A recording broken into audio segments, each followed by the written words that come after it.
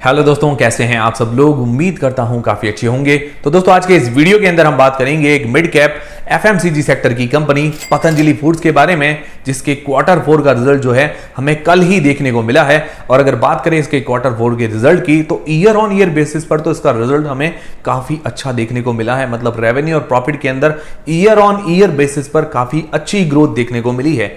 पर quarter on quarter basis पर देखें तो पतंजलि फूड्स का जो क्वार्टर 4 का रिजल्ट है इतना अच्छा हमें देखने को नहीं मिला है। तो क्या पतंजलि फूड्स का जो शेयर है हमें इस प्राइस पॉइंट पर बाय करना चाहिए या नहीं करना चाहिए, या हमें वेट करना चाहिए पतंजलि फूड्स के गिरने का। दूसरा सवाल यह है कि क्या पतंजलि फूड्स का शेयर जो है अभी 1050 की प्राइस पर चल रहा है, क्या आने वाले 3 से 5 सालों के अंदर 2 से 3 गुना रिटर्न देने की क्षमता रखता है या नहीं रखता है, उसके बारे में भी जानेंगे। क्योंकि ये एक मिड कैप कंपनी है। मिड कैप कंपनी आपको पता ही है मिड कैप से लार्ज कैप में जाती है। क्या ये ऐसी पोटेंशियल रखती है कि मिड कैप से लार्ज कैप के अंदर जाए? मतलब ये कंपनी अगर मिड कैप से लार्ज कैप में जाती है तो ऑब्वियसली इसको बढ़ने के लिए इसका शेयर प्राइस भी बढ़ना होगा। शेयर प्राइस अगर बढ़ेगा तो ये शेयर जो है हमें ऑटोमेटिकली रिटर्न देगा। तो क्या ये ऐसी क्षमता रखता है कि ये लार्ज कैप के अंदर जाए, वो भी हम जानेंगे इस वीडियो के अंदर। वीडियो शुरू करने से पहले दोस्तों आप टेलीग्राम चैनल को जरूर ज्वाइन कीजिए, ताकि आपको स्टॉक मार्केट की छोटे मोटे अपडेट्स और वीडियो का नोटिफिकेशन वहां पर सीधा आपको मिल जाएगा। उसकी लिंक डिस्क्रिप्शन के अंदर है। तो पतंजलि फूड्स का जो क्वार्टर 4 का रिजल्ट है, मतलब जनवरी से लेकर मार्च 2023 के बीच में जो इसने रेवेन्यू जनरेट किया है 7,873 करोड़ रुपए का। मतलब इस 3 महीनों के अंदर 7,873 करोड़ रुपए का रेवेन्यू जनरेट किया और प्रॉफिट जो जनरेट किया है 264 करोड़ रुपए का। और वहीं लास्ट ईयर सेम इसी क्वार्टर के अंदर, मतलब जनवरी से लेकर मार्च 2022 के बीच में रेवेन्यू जनरेट किया था 6,676 करोड़ रुपए और प्रॉफिट जो जनरेट किया था 234 करोड़ रुपए। तो ईयर ऑन ईयर बेसिस पर 20% ग्रोथ देखने को मिली है रेवेन्यू के अंदर और 12% प्रॉफिट के अंदर ग्रोथ देखने को मिली है।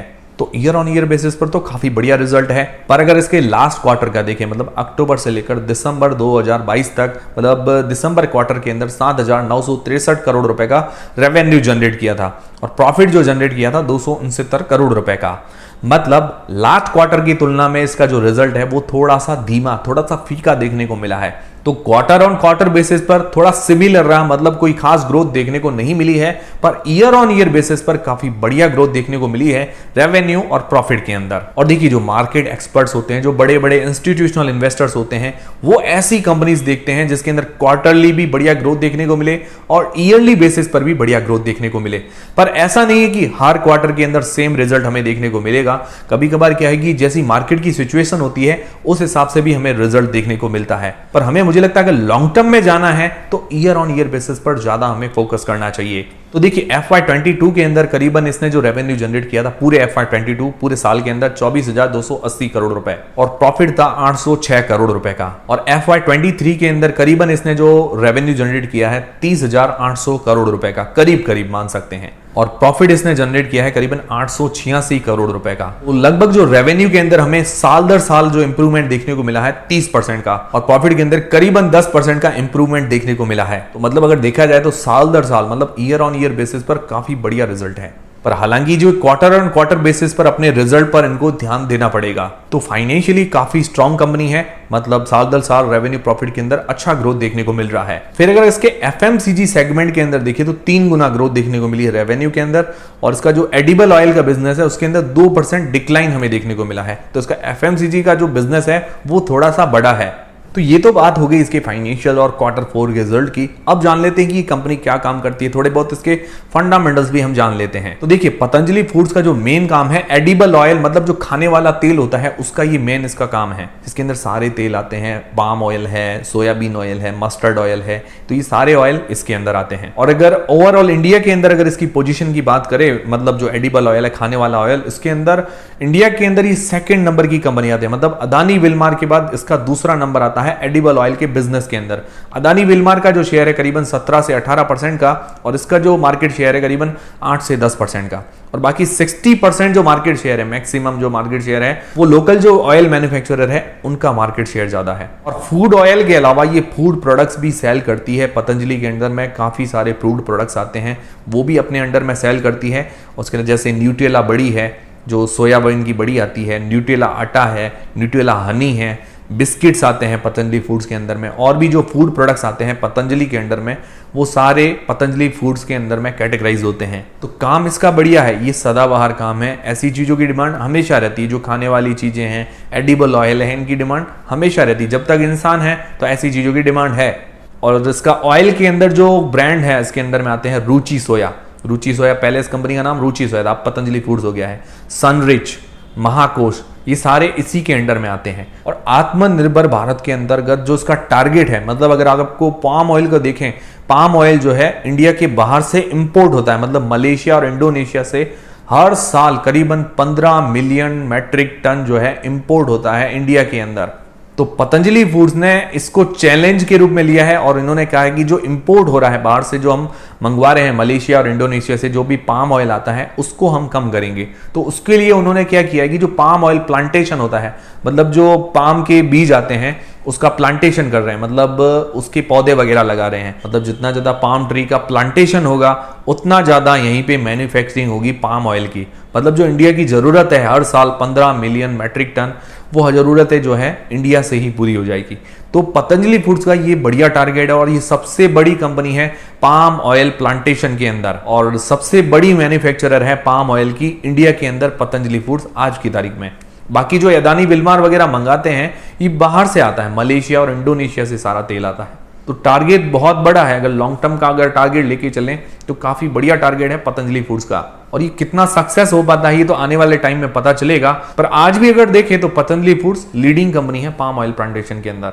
और इसका जो पाम ऑयल का प्लांटेशन है अरुणाचल के अंदर हो रहा है, करीबन 38,000 हेक्टेयर के अंदर। और अभी जो इंडिया के अंदर मैन्युफैक्चर होता है करीबन 2,88,000 मैट्रिक टन पर ईयर, इतना मैन्युफैक्चर होता है। और सबसे ज्यादा तेलंगाना से ये मैन्युफैक्चर होता है तेल, पाम ऑयल। और इंडिया की जरूरत कितनी है? लगभग 15 मिलियन पर ईयर। तो 15 मिलियन होता है करीबन 150 लाख, और अभी जनरेट कितना हो रहा है, मतलब मैन्युफैक्चर हो रहा है 2.88 लाख। मतलब काफी ज्यादा अभी काम करना बाकी है। तो इस सेक्टर के अंदर काफी ज्यादा ग्रोथ हमें नजर आ रही है। तो डिमांड है, तो ये पतंजलि फूड्स अगर सप्लाई करेगी मैन्युफैक्चर करके तो इसकी डिमांड ऑटोमेटिकली बढ़ेगी, पतंजलि फूड्स का बिजनेस भी बढ़ेगा और शेयर का प्राइस भी बढ़ेगा। तो ये तो इसका फ्यूचर विजन है। अब थोड़े बहुत इसके फंडामेंटल्स भी हम देख लेते हैं। तो सबसे पहले इसका प्राइस टू अर्निंग्स रेशियो देखते हैं तो 42.8 का है, और अगर इसके इंडस्ट्री का प्राइस टू अर्निंग्स रेशियो देखें तो 38.4 का है। तो अपने जो इंडस्ट्री की शेयर्स हैं उनसे लगभग बराबर ही ये शेयर चल रहा है, मतलब ज्यादा महंगा ये शेयर अभी चल नहीं रहा है। जो इसका प्राइस है अभी 1050 रुपए, तो अभी सही प्राइस रेंज के अंदर ये मूव कर रहा है। और थोड़े दिन पहले जो इसका प्राइस था 1000 के नीचे भी चल रहा था। और इसकी ROE मतलब रिटर्न ऑन इक्विटी और ROC 15% से अभी कम की है, 15% से ऊपर की होनी चाहिए। तो ये थोड़ी कम है, ये थोड़ा नेगेटिव पॉइंट है पतंजलि फूड्स के लिए। और इसके ऊपर डेप्ट मतलब उधारी है 1454 करोड़ रुपए की, और इसके बाद में फ्री कैश फ्लो है आज की तारीख में 329 करोड़ रुपए का। और इस ईयर जो प्रॉफिट हुआ है 886 करोड़ रुपए का। तो मतलब अपना डेप्ट चुकाने की क्षमता तो रखती है, और उसके अलावा इसका डेप्ट टू इक्विटी रेशियो भी कम है, मतलब ज्यादा देखा जाए तो ओवरऑल ज्यादा डेप्ट नहीं है इसके ऊपर। तो डेप्ट की तो इतनी चिंता नहीं है क्योंकि बड़ा ग्रुप है और अच्छी कंपनी है। और इसके प्रमोटर की जो होल्डिंग है 80.82% की। और शेयर मार्केट में कोई भी कंपनी, उसका रूल होता है कि 75% किसी भी कंपनी की हिस्सेदारी करनी होती है, मतलब बाकी जो प्रमोटर की होल्डिंग है वो कम करनी पड़ती है। तो अभी 5.82% ये पहले FPO लेके आने वाले थे, मतलब वापस फॉलो ऑन पब्लिक ऑफर लेके आने वाले थे, पर इन्होंने क्या कर दिया कि वापस इसको कैंसिल करके अभी जो अपने 5.82% की हिस्सेदारी है उसको क्या करेंगे, इंस्टीट्यूशनल इन्वेस्टर्स मतलब जो बड़े इन्वेस्टर्स हैं उनको सेल करेंगे। तो उनको तो अगर सेल करेंगे तो यह हो सकता है कि थोड़ा डिस्काउंट प्राइस के अंदर उसको सेल करें, मतलब अभी मान लो इसकी प्राइस 1000 रुपए चल रही हो तो उसको 900 रुपए में देने की कोशिश करें। तो इससे हो सकता है कि इसकी प्राइस में हमें थोड़ा बहुत गिरावट भी देखने को मिले, और ये जल्दी ही हो सकता है क्योंकि इसकी बात अभी चली भी थी कि भाई इनको अपनी हिस्सेदारी कम करनी है, 75% तक लानी है। तो हो सकता है डिस्काउंट प्राइस के अंदर भी दें, और हो सकता है ज़्यादा डिस्काउंट ना दे, क्योंकि जनरली मैंने देखा है कि जो इंस्टीट्यूशनल इन्वेस्टर्स हैं उनको ज़्यादा डिस्काउंट के अंदर कोई भी शेयर नहीं देते हैं। FPO वगैरह अगर लेके आते हैं पब्लिक को देते हैं तो डिस्काउंट के अंदर ज़्यादा देते हैं। और अगर दिया भी, मुझे लगता है अगर 10% भी डिस्काउंट दिया मैक्सिमम मैं मान के चल रहा हूँ, 1000 का अगर 900 में भी दे देते हैं तो भी ज़्यादा दिन तक मुझे नहीं लगता गिरावट होगी। और एक बार उनको अलॉट हो जाते हैं उसके बाद मुझे लगता है वापस इस शेयर के अंदर तेजी देखने को मिल सकती है, क्योंकि अगर P वाइज देखे तो अभी ज़्यादा महंगा भी शेयर ये चल नहीं रहा है। हाँ, हालांकि थोड़ा बहुत हो सकता है गिरावट हमें देखने को मिले, पर ज़्यादा दिन तक मुझे नहीं लगता कि गिरावट होगी। और अगर इंस्टीट्यूशनल इन्वेस्टर्स के अंदर अगर देखें तो FIIs की थोड़ी होल्डिंग बढ़ी है, और DIS मतलब डोमेस्टिक इंस्टीट्यूशनल इन्वेस्टर्स की होल्डिंग बढ़ी है और म्यूचुअल फंड वालों की थोड़ी बहुत होल्डिंग घटी है इस क्वार्टर के अंदर। पर ओवरऑल इंस्टीट्यूशनल इन्वेस्टर्स की होल्डिंग ठीक है इसके अंदर, पर अभी रिटेल इन्वेस्टर्स की होल्डिंग थोड़ी सी ज़्यादा है। उम्मीद है कि जब ये अपना स्टेक जो है कम करेगी उस टाइम इंस्टीट्यूशनल इन्वेस्टर्स की होल्डिंग थोड़ी बढ़नी चाहिए, जिसके कारण ये कि शेयर प्राइस के अंदर हमें अच्छा मूवमेंट देखने को मिलेगा आने वाले टाइम में। और आप देखते भी होंगे कि कोई भी शेयर तब ग्रोथ करता है जब इंस्टीट्यूशनल इन्वेस्टर्स की होल्डिंग रिटेल इन्वेस्टर्स से थोड़ी सी ज्यादा होती है, तब उस शेयर के अंदर ग्रोथ के चांसेस थोड़े से ज्यादा नजर आते हैं। बाकी ओवरऑल पतंजलि फूड्स का जो शेयर है फाइनेंशियली भी मजबूत है, फंडामेंटली भी काफी स्ट्रॉन्ग नजर आ रहा है। हर साल रेवेन्यू प्रॉफिट के अंदर साल दर साल ग्रोथ नजर आ रही है। और अगर फ्यूचर के हिसाब से देखा जाए, जो ये पाम ऑयल प्लांटेशन करने वाली है, पाम ऑयल का जो मैन्युफैक्चरिंग इंडिया के अंदर बढ़ाने वाली है, उस हिसाब से इसका टारगेट काफी अच्छा नजर आ रहा है। तो अगर आप टारगेट बना के चल रहे हैं कि लॉन्ग टर्म में इसके अंदर इन्वेस्ट करने वाले हैं, तो आप थोड़ा थोड़ा करके इसको बाय कर सकते हैं। मतलब अगर आपका टारगेट है 1 लाख रुपए के शेयर लेना, तो आप 10,000, 15,000 या 20,000 रुपए करके शेयर लीजिए। मतलब 10-20% अमाउंट के साथ धीरे धीरे करके इन्वेस्ट कीजिए। मान लो थोड़ी बहुत और अगर गिरावट आती है, जब ये अपना जो स्टेक है वो कम करेगी, तब थोड़ी बहुत अगर और गिरावट आती है, तो उस टाइम क्या है कि हमारा प्राइस एवरेज हो पाएगा। तो लॉन्ग टर्म का 3 से 5 साल का टारगेट बना के चल सकते हैं। जो शेयर ये नजर आ रहा है उससे लग रहा है कि अच्छे रिटर्न की उम्मीद है पतंजलि फूड से।